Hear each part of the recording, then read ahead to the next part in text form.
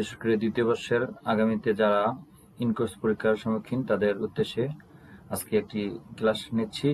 আজকে হচ্ছে পার্ট 1। উপস্থাপনা আছে আমি মোহাম্মদ আরিফ আলী, প্রভাষক রামপাল মহাবিদ্যালয়, মুন্সিগঞ্জ।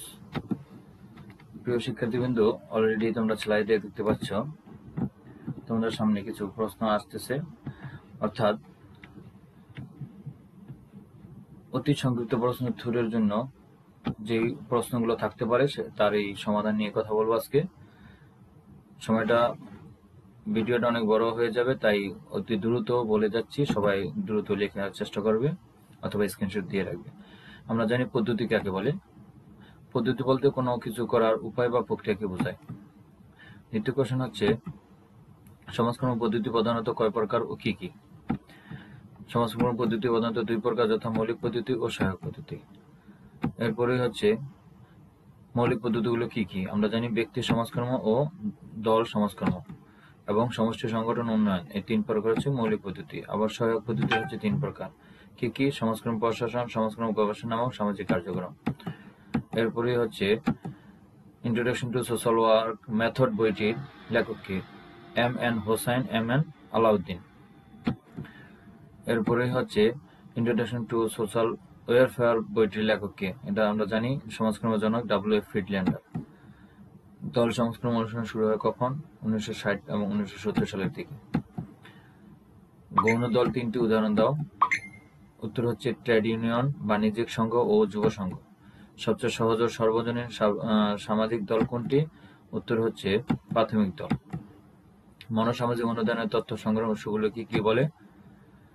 মনোসামাজিক অনুদানের তথ্য সংগ্রহের উৎসগুলো হচ্ছে গৃহ পরিদর্শন, পরিবার পর্যবেক্ষণ, ডায়েরি ও যোগাযোগ প্রভৃতি। সমাজকর্ম কোন ধরনের প্রক্রিয়া? সাহায্যকারী প্রক্রিয়া। এরপরে হচ্ছে সমাজকর্ম পদ্ধতির যে কোনো দুইটি নীতি লেখো। আমরা গুরুত্বপূর্ণ দুইটি নীতি হচ্ছে আত্মনিয়ন্ত্রণের অধিকার ও সকলের সমান সুযোগ। সোশ্যাল ডায়াগনোসিস কত সালে প্রকাশিত হয়? 1917 সালে। এরপর হচ্ছে ব্যক্তি সমাজকর্ম প্রফেশনাল রিপ্রেজেন্টেটিভ কে? উত্তর সমাজকর্মী। এরপরে হচ্ছে ব্যক্তি সমাজকর্মের ব্যক্তিকে? সমস্যাগ্রস্ত ব্যক্তি। ব্যক্তি সমাজকর্মের দুইটি বৈশিষ্ট্য হচ্ছে সমস্যা সমাধানের অক্ষম ও মানসিক পীড়ন।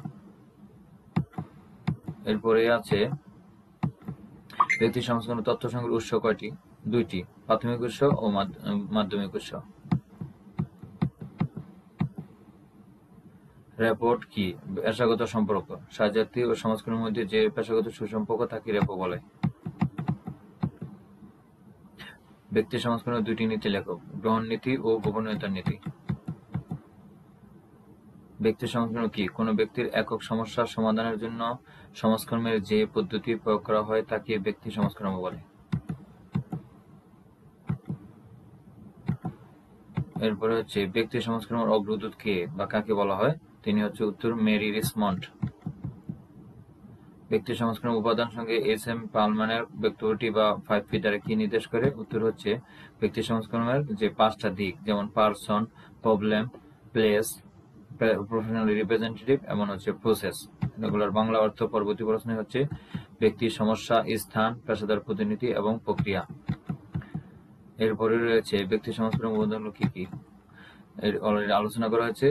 সোশ্যাল গ্রুপ ওয়ার্ক গ্রন্থে রয়েছে তাকে। এটার উত্তর হচ্ছে গিসেল কোনকা।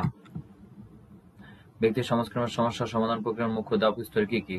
মনোসামাজিক অনুদান, সমস্যা নির্ণয়, সমাধান ও মূল্যায়ন।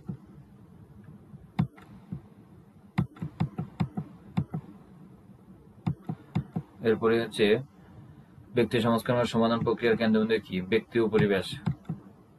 সাক্ষাৎকার কি? সাক্ষাৎকার হচ্ছে একাধিক ব্যক্তির মধ্যে পারস্পরিক বা মুখোমুখি দেখার সাক্ষাৎ, সাধারণ আলাপ আলোচনার একটি আনুষ্ঠানিক বৈঠক মাত্র।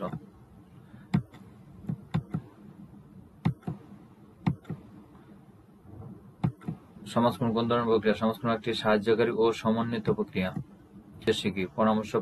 পরামর্শ প্রদান ও প্রশ্নের মাধ্যমে তথ্য সংগ্রহ সাক্ষাৎকারের উদ্দেশ্য।